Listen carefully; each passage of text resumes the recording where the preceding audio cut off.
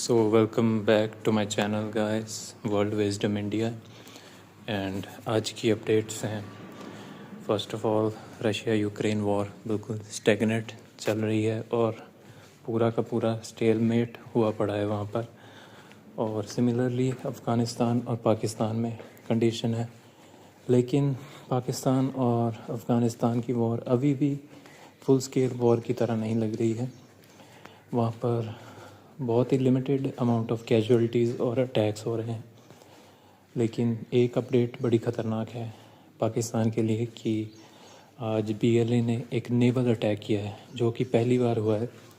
अभी तक बीएलए सिर्फ ग्राउंड ऑपरेशंस करते थे, लैंड ऑपरेशंस करते थे, लेकिन फ़र्स्ट टाइम एवर उन्होंने एक नेवल अटैक किया है, जो कि बताता है कि उनकी कैपेबिलिटी कितनी ज़्यादा इंक्रीज़ हो चुकी है।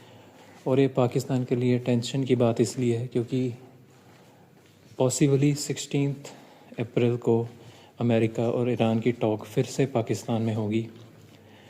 अभी कंफर्म तो नहीं हुआ है, लेकिन इसके बहुत ज़्यादा चांसेस है। और पाकिस्तान के लिए प्रॉब्लम ये है कि बीएलए उस मीटिंग को भी अटैक कर सकता है और उसमें रुकावट डाल सकता है।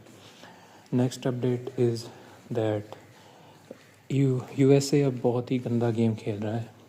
उन्होंने टोटल ब्लॉकेड करना शुरू कर दिया है स्ट्रेट ऑफ हॉर्मुज़ का, जो कि सारी कंट्रीज़ को इम्पेक्ट करेगा।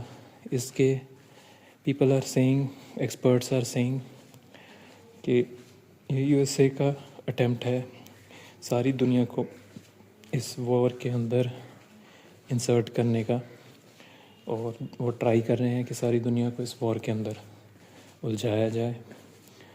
और next update is from China कि चाइना ने कल एक अपडेट आई थी चाइना की तरफ से कि उनकी शिप स्ट्रेट ऑफ हॉर्मुज़ का जो ब्लॉकेड है उसको पार कर रही है। लेकिन इट टर्न्स आउट कि चाइना की वो शिप वापस यूएई के तरफ चलेगी। इसका मतलब कि China actually could not get through the USA blockade. Next update is also from China. Experts explain कर रहे हैं कि ये ब्लंडर चाइना की तरफ से इसीलिए हुआ कि उनके पास अभी भी ब्लू वाटर नेवी नहीं है। ब्लू वाटर नेवी वो होती है जो कहीं पर भी दुनिया में अपनी प्रेजेंस और पावर प्रोजेक्शन कर सके। उसका सबसे बड़ा रीज़न चाइना के एयरक्राफ्ट कैरियर्स हैं।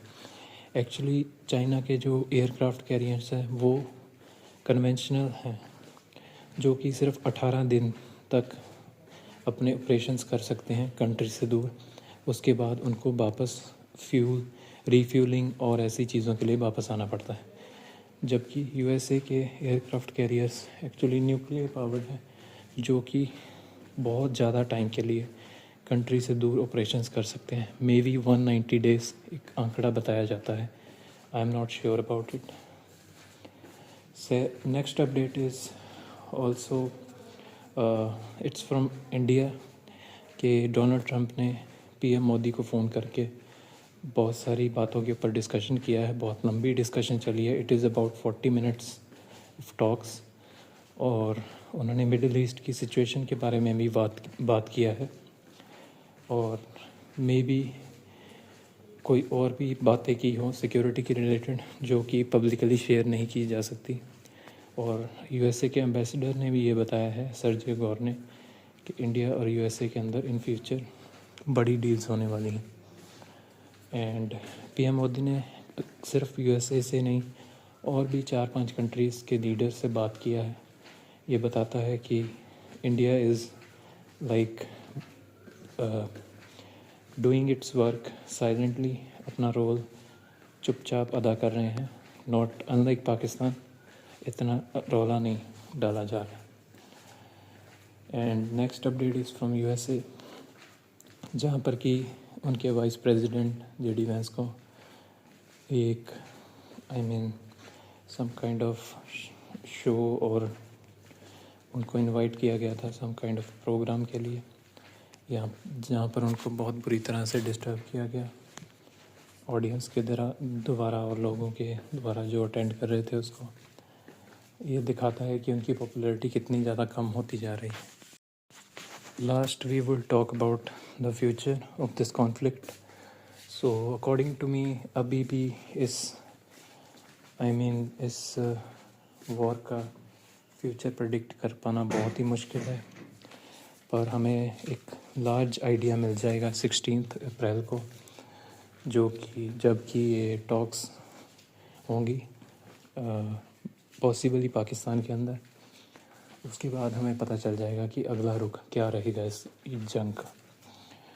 और वैसे तो ये अब ऑब्वियस होता जा रहा है एवरी मोमेंट के अमेरिका के पास कोई ऑफ रैंप नहीं है, और Iran is winning this were very easily. उनके पास सारे कार्ड्स हैं इस वक्त, वो कुछ भी कर सकते हैं। और वैसे भी जो सीज़ फायर के पहले Iran has actually won the war, and it is very surprising. So let's see friends what happens in the future. Thank you.